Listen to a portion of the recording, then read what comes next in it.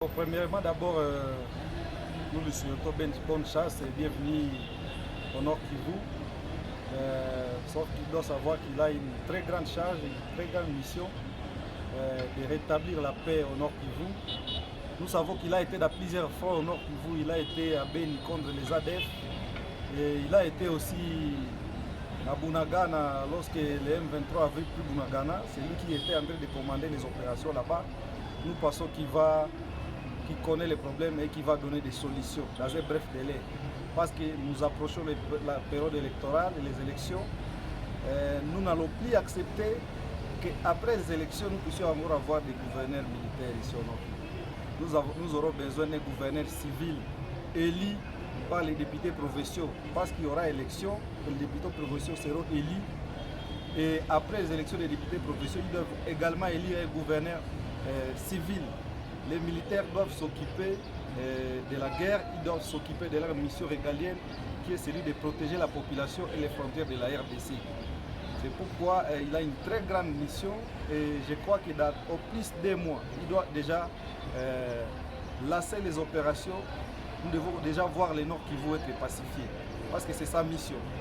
Également, nous lui disons d'être collaborant avec la population. Nous avons vu des parcelles de l'État être spoliées par les autorités militaires qui ont été remplacées.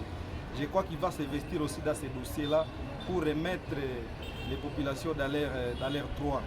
Les questions de manifestation des populations, c'est une garantie qui est donnée par la Constitution. Lorsqu'il y a des manifestations, nous lui prions de chaque fois collaborer avec la population et de laisser les gens s'exprimer.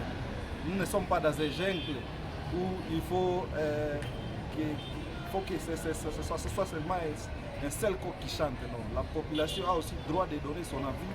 Elle a aussi le droit de manifester. Nous avons perdu beaucoup de gens dans les carnages du 30 août. Nous croyons qu'il va aussi s'y mettre.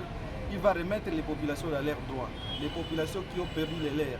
Les gens dont leurs maisons ont été calcinées les jours où on avait attaqué les jeunes patriotes, les Ouazalais, Nwandoshu.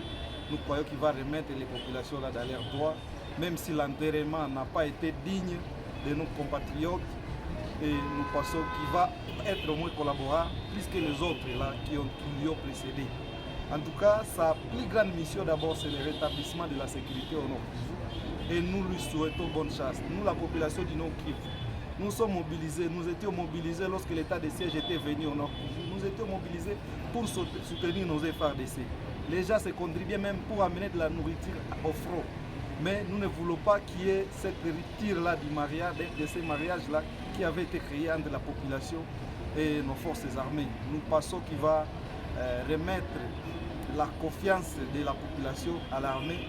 Et s'il y a la confiance de la population sur l'armée, nous croyons que la paix peut revenir et nous pouvons souffler un air de liberté et de paix chez nous en République démocratique du Congo.